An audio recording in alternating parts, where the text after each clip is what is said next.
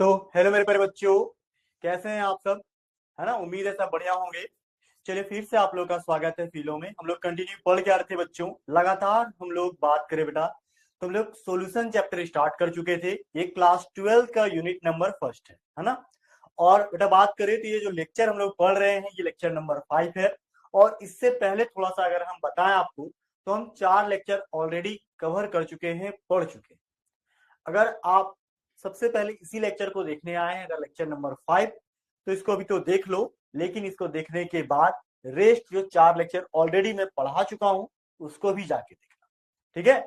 क्योंकि जब तक तुम पिछले लेक्चर को नहीं देखोगे आगे के लेक्चर को समझने में प्रॉब्लम। क्योंकि बहुत सारे ऐसे टॉपिक हैं जो पिछले क्लासेस में मैं पढ़ा चुका हूं।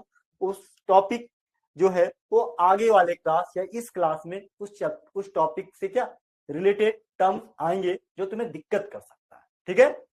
तो पिछले क्लास वाले टॉपिक को भी एक बार देख लेना। और अगर तुम कंटिन्यू देखते आ रहे हो तुम्हारे लिए सबसे बढ़िया बात है। चलो, सबसे पहली बात, मेरे क्लास में क्लास नोट्स लेकर के बैठो। क्लास नोट्स बनाना कंपलसरी है। साथ में साथ एनसीईआरटी बुक लेकर के बैठो, उसके सारे क्वेश्चंस को बनाना कंपलसरी है, ठीक है? ये 2-3 बात का खास ख्याल रखना, ठीक है? चलिए तो शुरुआत करते हैं आज का क्लास। आज की क्लास में टॉपिक क्या पढ़ना है सर? तो आज के क्लास में देखो एक बार, जो टॉपिक है हमारे पास वो है रॉल्स लॉ। क्या है सर? रॉल्ट का लॉ, रॉल्स का नियम। इस रॉल्स लॉ से पहले अगर हम बात करें बच्चों, तो मैंने एक और लॉ आपको पढ़ा रखा है जिसका नाम था हेनरीज लॉ। क्या नाम था सर? हेनरी का नियम, हेनरी लॉ। देखो याद करो थोड़ा सा बच्चों, क्या कि इस सॉल्यूशन चैप्टर विलियन चैप्टर में 2 तरह का लॉ तुमको पढ़ना है, एक हेनरी लॉ, दूसरा रॉल्स लॉ। हेनरी लॉ क्या था? तो थोड़ा सा हम याद कर लेते हैं लास्ट क्लास में हेनरी लॉ के विषय में। ये हेनरी लॉ जो है ये 2 अलग अलग चीजों पे लागू होता है। क्या सर? हेनरीज लॉ ये बोलता है यदि सॉल्यूशन जो है किसके किसके बीच हो, एक लिक्विड के बीच और गैस के बीच, ठीक है? सॉलिबिलिटी किसके बीच? लिक्विड के बीच एंड गैस के बीच, ठीक है? तो वहीं पे प्रेशर का बात करता था। याद करो थोड़ा सा टर्म्स को। हमने बताया था कि जितना भी सॉफ्ट ड्रिंक, कोल्ड ड्रिंक जो भी है उस सब में कहीं ना कहीं क्या अंदर में गैस भरा होता है, ठीक है? याद है? हाँ। और ये गैस जो होते हैं वो क्या करते हैं सर? सॉल्यूशन सबस्टांस पे क्या करते हैं? एक प्रेशर जनरेट करता है जहां पे होता क्या है, P gas is directly proportional to X gas, ठीक है? पी गैस बराबर के एच इंटू क्या, एक्स गैस। बोलो कोई प्रॉब्लम की नहीं को, कोई परेशानी तो नहीं है ना? चलिए, तो इन सभी बातों को हम लेकर के आगे बढ़ते हैं बच्चों। आगे क्या है सर? देखो आगे हम बात करें तो चलो अभी जो हमारे पास है वो है हेनरीज लॉ को समझना, रॉल्स लॉ को समझना। अब ये रॉल्स लॉ को समझने से पहले एक टर्म्स आया है इवेपोरेशन। इस वर्ड को समझना क्यों जरूरी है सर? देखो वेपरेशन का मतलब सबको समझते हो, वाष्प, वाष्प समझते हो ना? पानी को अगर तुम खुला छोड़ देते हो, जैसे तालाब का पानी, नाली का पानी, समुद्र का पानी, कुआं का पानी, नदी का पानी, अगर ये ओपन सरफेस में होता है तो देखो ये पानी धीरे धीरे कम होने लगता है। एक तुम बर्तन में क्या करो, ये एक्सपेरिमेंट तुम कर सकते हो।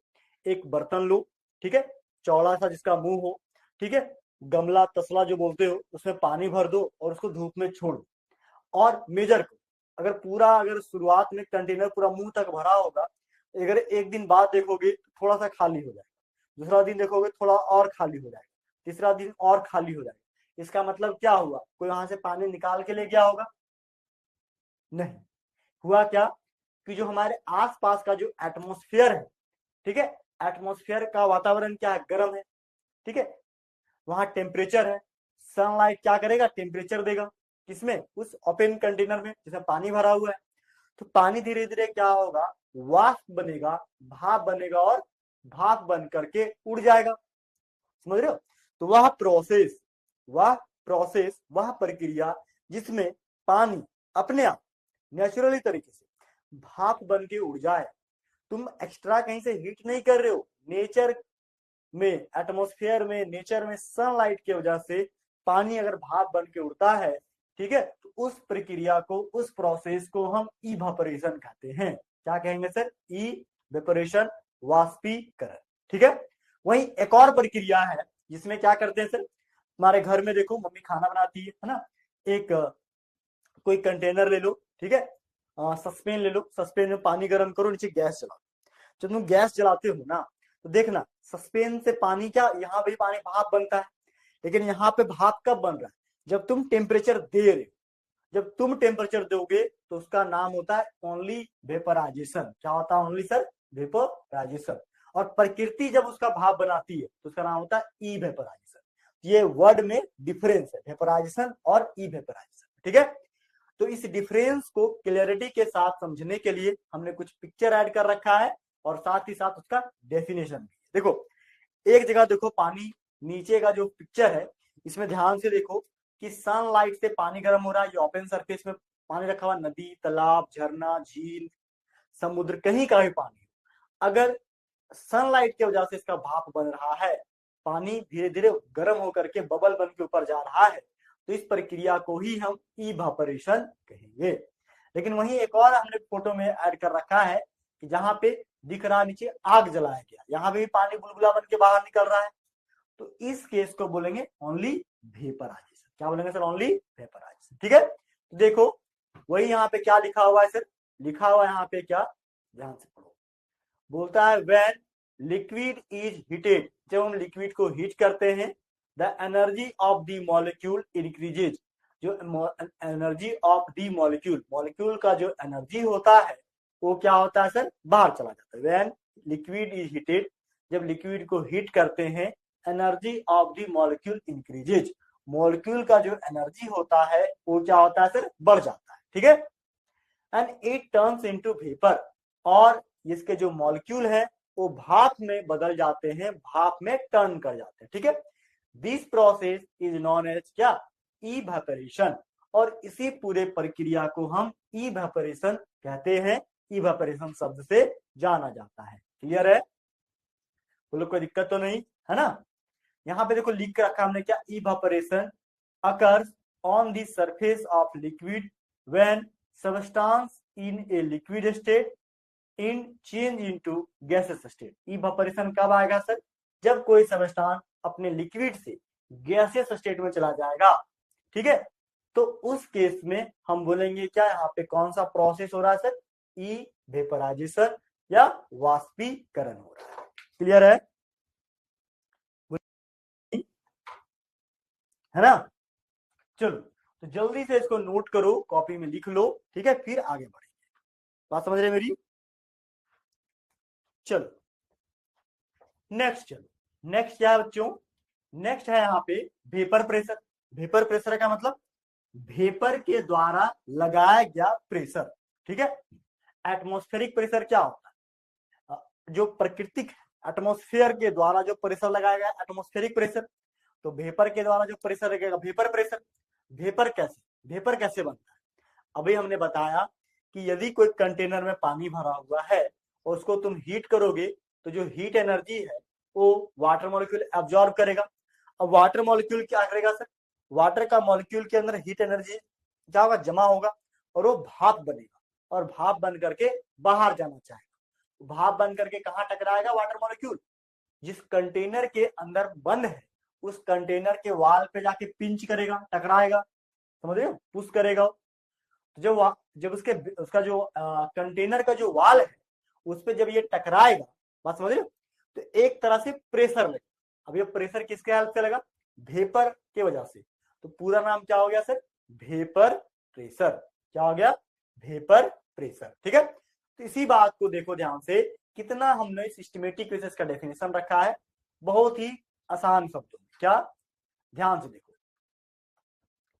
The pressure exerted by vapour, vapour के द्वारा जो प्रेशर लगता है in a close container at a given temperature is known as its vapour pressure. उसी को हम इसका वेपर प्रेशर कहेंगे। And it is denoted by P, इसको हम पी से डिनोट करते हैं, P से रिप्रेजेंट करते हैं। क्लियर है, समझ रहे हो? The pressure exerted by vapour, vapour के द्वारा जो बाहरी प्रेशर लगता है इन ए क्लोज कंटेनर, कोई भी बंद कंटेनर के अंदर, at a given temperature is known as vapour pressure and it is denoted by P। इसको हमेशा हमेशा P से रिप्रेजेंट करते हैं। बोलो क्लियर है, कोई दिक्कत तो नहीं है ना? चलो आगे चलते हैं। नेक्स्ट बोलता है क्या, factor affecting the vapour pressure क्या है सर? देखो बोलता है वेपर प्रेशर को अफेक्ट करने वाले कई सारे फैक्टर हैं। पहला तो टेम्परेचर, तुम तापमान जितना ज्यादा दोगे, तापमान देने का मतलब क्या, देखो इस कंटेनर को हम जितना ज्यादा हीट करेंगे, इसमें ये पानी उतना ज्यादा एनर्जी को स्टोर करेगा, अपने अंदर एनर्जी अब्जॉर्ब करेगा। अब जो एनर्जी है वाटर मॉलिक्यूल में जाएगा, वाटर मॉलिक्यूल भाप बन के हवा में चला जाएगा। बात समझ रहे हो? हाँ, वही कहता है क्या, हायर टेम्परेचर, टेम्परेचर जितना ज्यादा हाई होगा प्रेशर उतना ज्यादा हाई होगा। ठीक है, हायर टेम्परेचर हाई प्रेशर। ठीक है, आगे देखो बोलता है weaker the intermolecular force, intermolecular force जितना ज्यादा वीक होगा the more easily particles enter the vapour phase, particle उतना ही ज्यादा वेपर फेज में क्या होगा, कन्वर्ट होता है। ठीक है, the weaker the intermolecular force, intermolecular force जितना ज्यादा वीक होगा, more easily particles enter, particle क्या, more easily particles enter the vapour phase, ये उतना ही आसानी से और जल्दी वेपर फेज में इंटर करेगा। And higher the vapour pressure, और इसका वेपर प्रेशर भी क्या हो जाएगा सर, हाई हो जाएगा। क्लियर माय पॉइंट, क्लियर है ना? Weaker the intermolecular force, more easily particles enter into क्या, vapour phase, and higher the vapour pressure, इसका वेपर प्रेशर भी क्या होगा, हाई होगा।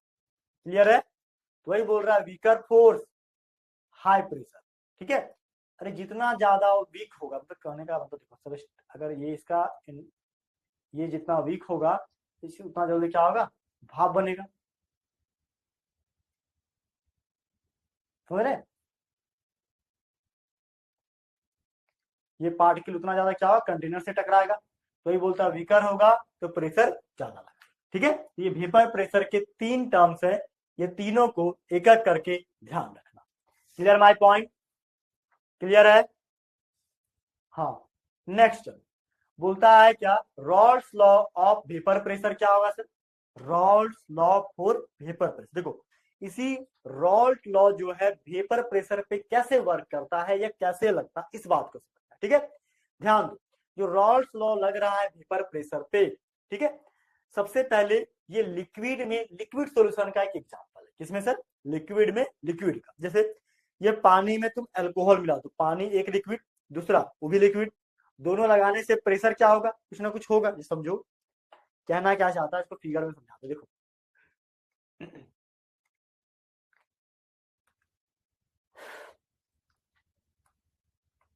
Liquid liquid liquid solution. ठीक है, देखो एक ले लो सॉल्यूट, दूसरा ले लो सॉल्वेंट, बनेगा क्या,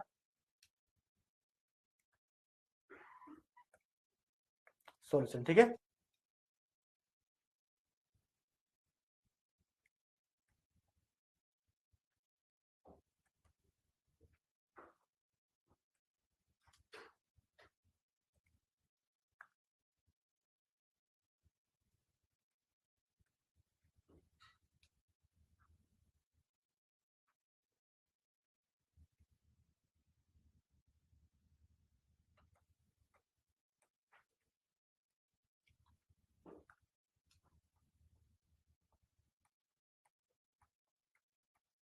ठीक है, देखो यहाँ क्या है, यहाँ पे इसका कुछ ना कुछ एटमॉस्फेरिक प्रेशर पी ए जो है, ठीक है, एक्स ए, और इसका पी, देखो ये सॉल्यूट है बी मान इसको। ठीक है, देखो पी नॉट बी, ठीक है, सॉरी नॉट बी मत मानो, पी बी सिर्फ मानो। ठीक है, P B, X B P A X A, दोनों को मिला दो,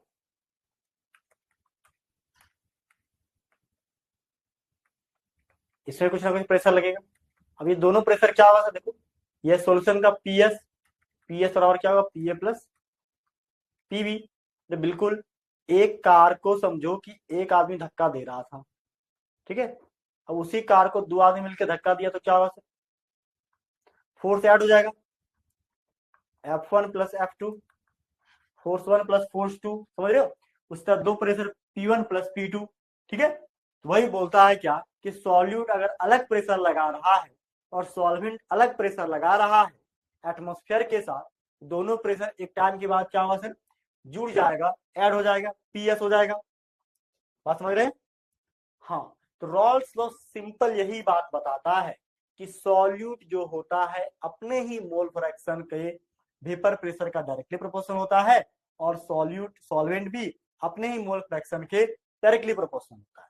अब जहां पे डायरेक्टली प्रोपोर्शनल दो बार आ गया तो हटाने के लिए कांस्टेंट टर्म चाहिए।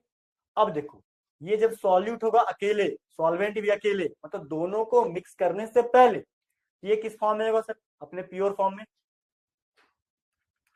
तो प्योर फॉर्म में क्या, पी बी सब जगह इक्वल प्रेशर लगाएगा, क्या हो जाएगा sir, P not B into X B. यहाँ पे क्या होगा सर, पी ए बराबर P not A into X A. बात समझ रहे हैं? तो उसी बात को हमने यहाँ पे, इसी बात को हम इस लॉ में समझाएंगे कि दोनों अलग अलग प्रेशर जो है सॉल्यूट और सॉल्वेंट का, वो एडिटिव इन नेचर होता है। प्रेशर क्या होता है sir, pressure are additive in nature according to Dalton's law of partial pressure. Dalton's law of partial pressure को पढ़ते हो, उसको जानते हो, तो वहां पे देखना वो बताता है कि जो प्रेशर होता है ना वो एडिटिव, अरे दो आदमी, मान लो कि एक आदमी धक्का दे रहा था एक कार को, ठीक है, और एक तुम्हारा दोस्त भी आ गया, दोनों का फोर्स क्या होता है, जुड़ जाता है। तो फोर्स क्या, एक तरह का प्रेशर ही है। अगर सोचो हम कोई चीज को दबा रहे जोर से, मेरा दोस्त भी साथ में आ गया, तो दोनों का प्रेशर क्या होगा, जुड़ जाएगा। तो वैसे ही सॉल्यूट पे थोड़ा प्रेशर लगा, सॉल्वेंट पे अलग प्रेशर लगा, अब दोनों को मिला दिए, दोनों पे बराबर प्रेशर लगेगा, मतलब दोनों क्या जुड़ जाएगा मिलाने के बाद। तो वही बात को कौन ऑब्जर्व किया सबसे पहले, फ्रांस के एक मशहूर वैज्ञानिक थे जिनका नाम था फ्रांसियो मार्टे रॉल्ट। क्या नाम था सर, फ्रांसियो मार्टी रॉल्ट, ठीक है, मार्टे रॉल्ट। बोलते हैं French chemist François Marie Raoult in 1886 gave the quantitative relationship किसके बीच, vapour pressure and mole fraction of solute के बीच, ठीक है।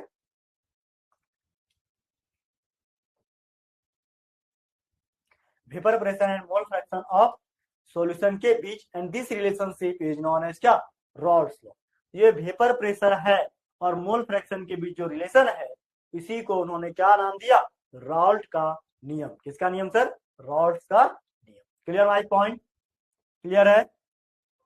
अब आगे देखो इसका स्टेटमेंट क्या कहता है सर, तो जो बात उधर बताया है उसी बात को हम यहाँ स्टेटमेंट के फॉर्म में लिखे। देखो क्या कहता है क्या यहाँ पे कि फॉर ए सोल्यूशन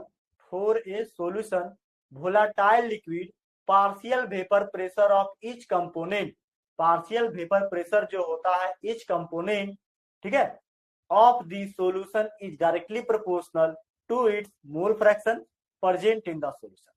अपने सॉल्यूशन के अंदर जो प्रेजेंट होता है उसका क्या होता है, डायरेक्टली प्रोपोर्शनल, ठीक है। For a solution of volatile liquid the partial vapor pressure of each component of solution is directly proportional to its mole fraction present in the solution। देखो क्या ना क्या जाता है, सॉल्यूट प्लस सॉल्वेंट बना क्या, ये भी लिक्विड फॉर्म, ये भी लिक्विड फॉर्म। देखो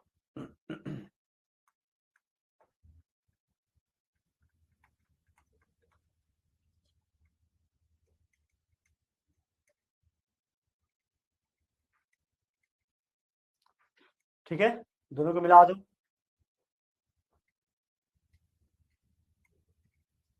यहाँ ये प्रेशर क्या होगा सर, ऐड हो जाएगा। देखो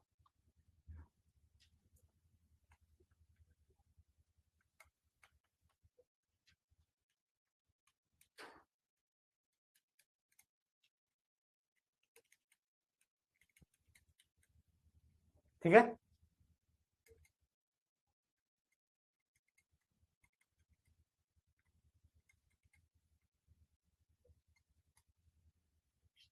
समझ रहे?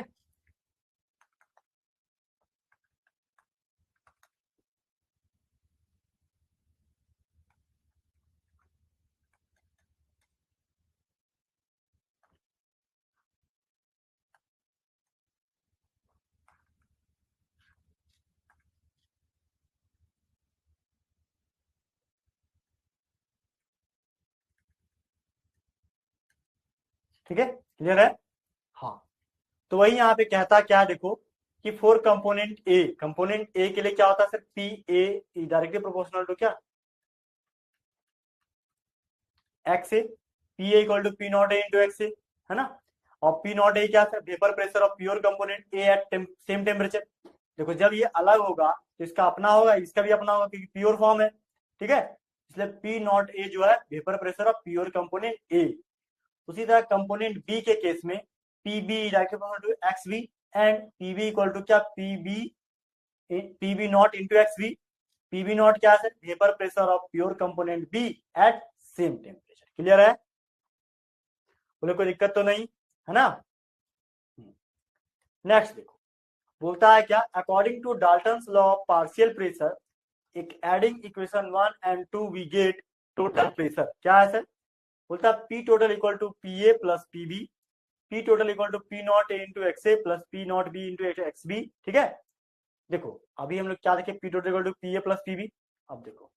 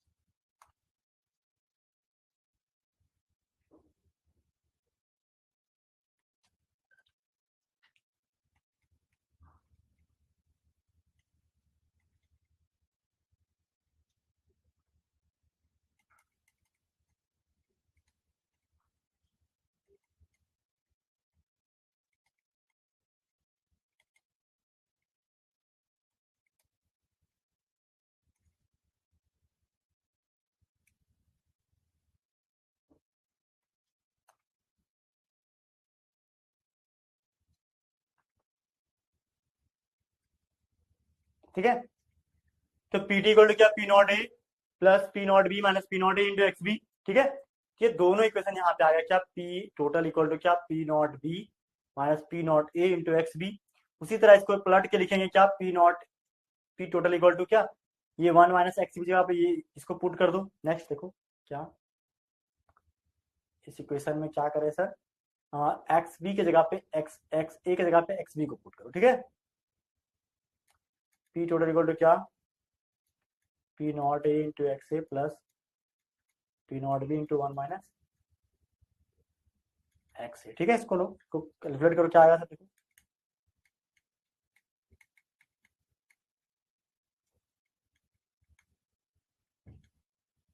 P not B into X A. इसमें कॉमन क्या आएगा सर, इसमें कॉमन आ जाएगा हमारे पास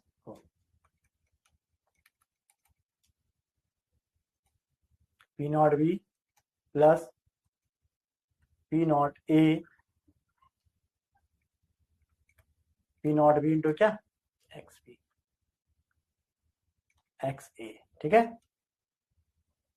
ये आ जाएगा। यानी कि यहाँ पे थोड़ा सा मिस्टेक है, क्या है सर यहाँ पे,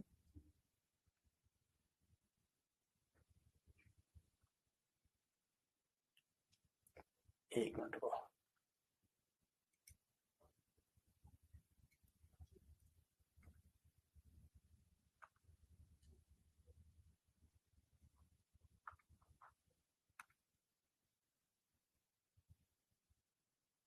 ठीक है ये, ठीक है, ये दोनों इक्वेशन किसका है, रॉल्स लॉ का ही हमारा क्या इक्वेशन। ठीक है, किसका इक्वेशन है सर, रॉल्स लॉ का ही फेमस इक्वेशन है। तो इस दोनों को यहाँ पे ऐसे ही ड्रा करके लिख दिए हम, इसको लिख लेना। ठीक है, बात समझ रहे हो? हाँ, चलो इसको नोट कर लेना बाबू, यही हमारा इक्वेशन है किसका, रॉल्स का लॉ का। ठीक है, आगे देखो, अब इसका ग्राफ भी दिया हुआ है। ग्राफ क्या sir? The flowing conclusion can be drawn from equation, क्या कि vapour pressure of solution can be related, जो वेपर प्रेशर जो होता है सॉल्यूशन का वो कैन बी रिलेटेड, ये किससे रिलेटेड है sir?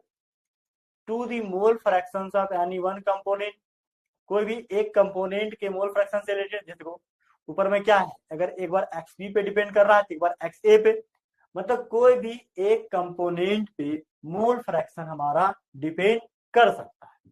Clear my point? Clear है? बोलिए, है ना?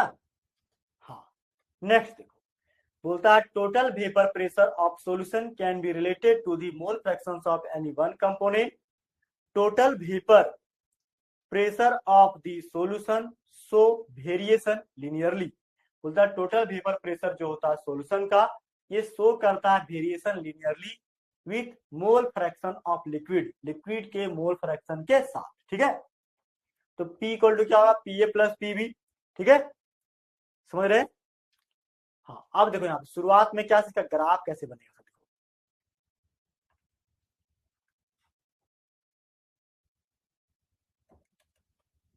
P not A into X A plus P not B into X B, यही होता है। ठीक है, देखो अगर हम बात करें पी नॉट ए का, पी नॉट ए मतलब प्योर फॉर्म में होगा, समझ रहे? तो यहाँ पे प्योर फॉर्म में होगा तो एक्स ए बराबर 1 हो जाएगा और एक्स बी बराबर क्या हो जाएगा? 0। समझ रहे? इसका ग्राफ लिनियरली होगा ऐसे करके। ठीक है, पी ए इक्वल टू क्या? P not A into X A. दूसरा देखो, दूसरा क्या है? P not B. ठीक है, यहाँ पे क्या सर? एक्स बी बराबर,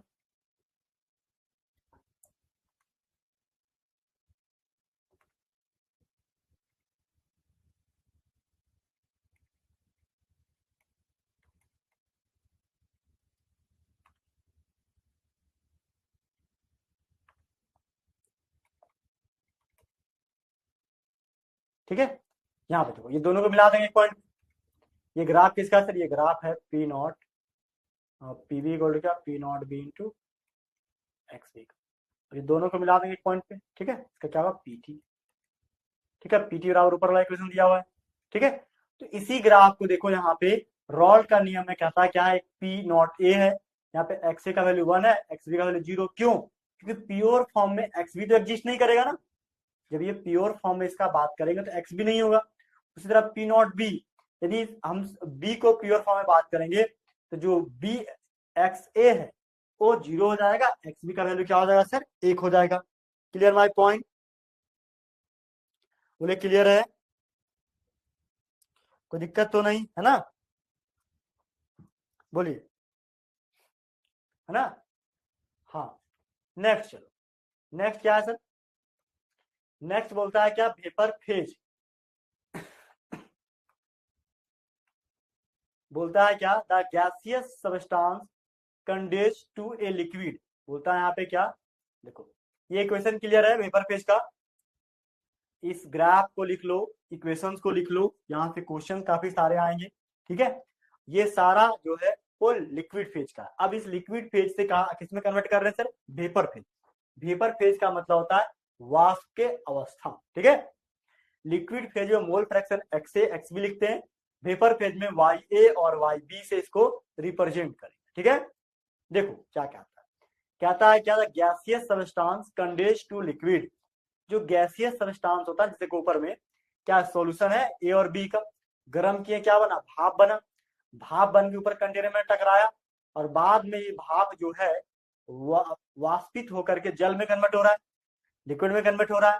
तो ये बोल जाता है gaseous substance condense to liquid, मतलब गैसीय पदार्थ जो कंडेंस्ड होकर के लिक्विड में कन्वर्ट हो जाए, इंक्रीजिंग इट्स प्रेशर, इसके प्रेशर को बढ़ाने से, विदाउट रिड्यूसिंग टेम्परेचर, बिना टेम्परेचर को घटाए हुए, बिना टेम्परेचर को बदले हुए, is cold it's vapour phase, उसी को हम इसका वेपर फेज कहेंगे, वाष्प अवस्था कहेंगे। बोलो कोई दिक्कत है कि नहीं, को कोई दिक्कत तो नहीं है ना। बोलिए। The gaseous substance condensed to liquid, gaseous substance जो लिक्विड में कंडेंस्ड हो, इंक्रीजिंग इट्स प्रेशर, इसके प्रेशर को बढ़ाने के बाद, विदाउट रिड्यूसिंग टेम्परेचर, बिना टेम्परेचर को घटाए हुए, is called its vapour phase, उसी को हम इसका वेपर फेज वाष्प अवस्था कहेंगे। बोलो कोई दिक्कत कि नहीं, को कोई प्रॉब्लम तो नहीं है कि नहीं, को है ना। चलिए, तो इन्हीं बातों के साथ फिर से आगे बढ़ते बच्चों। आगे क्या हमारे पास, आगे क्या कहता है कि Rawls law of vapour pressure. अब देखो, अभी क्या पढ़े वेपर फेज में, वेपर फेज में हम लोग यही पढ़े कि जो गैसियस सब्सटेंस है जिसको लिक्विड से गैस में कन्वर्ट किया है, उसमें अगर प्रेशर को बढ़ा देते हैं, टेम्परेचर को घटा देते हैं, तो वापस वो गैस लिक्विड में कन्वर्ट होगा। और ये जो अवस्था है गैस से लिक्विड में कन्वर्ट होने का, उसी को हम वेपर फेज कहते हैं। क्या कहते हैं सर, वाष्प अवस्था। ठीक है। और वेपर फेज क्या होता है, बोलता है mole fraction of liquid A in vapour phase equal to Y A. जिस तरह से मोल फ्रैक्शन होता है लिक्विड फेज में, वैसा ही मोल फ्रैक्शन होता है वेपर फेज में, इसको वाई ए से लिखते हैं। ठीक है। तो वाई ए इक्वल टू क्या होगा, P A divide by P total. Y A बराबर क्या, पी ए बराबर क्या, P not A into X A, और पी टोटल क्या, P A plus P B.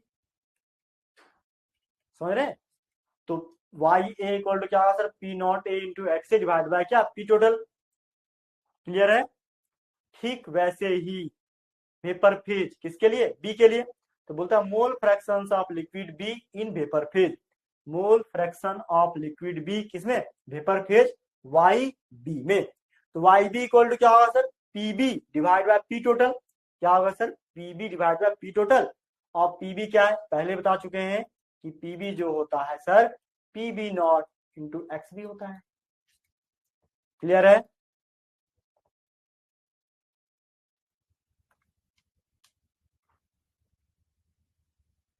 ठीक है।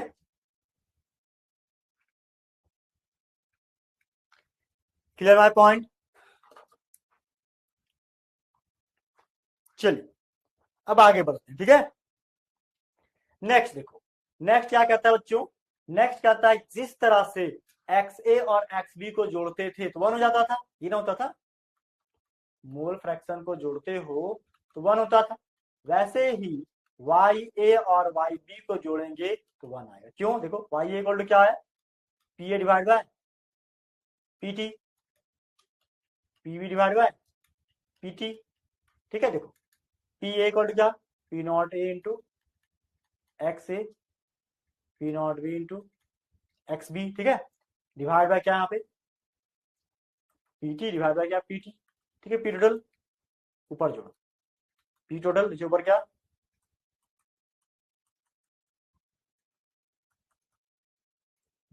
ऊपर जोड़ेंगे क्या होगा, पी टोटल काटने कितना होगा, वन। यानी कि वाई ए प्लस वाई बी बराबर क्या हो गया सर,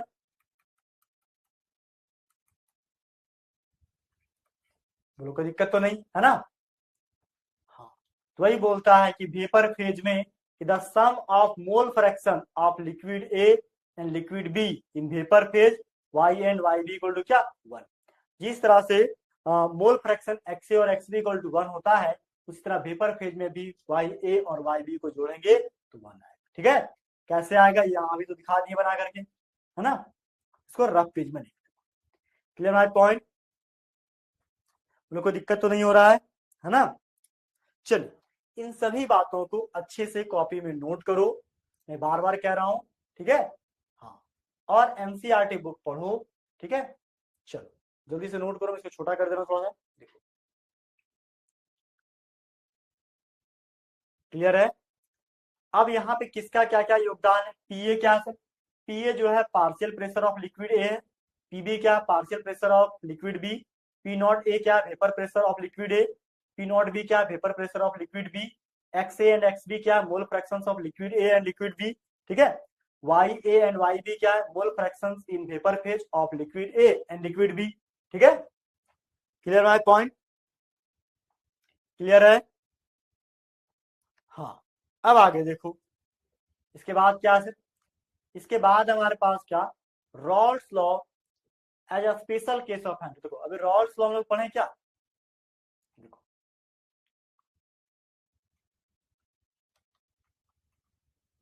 ये है रॉल्स लॉ और ये है हेनरी लॉ, ठीक है।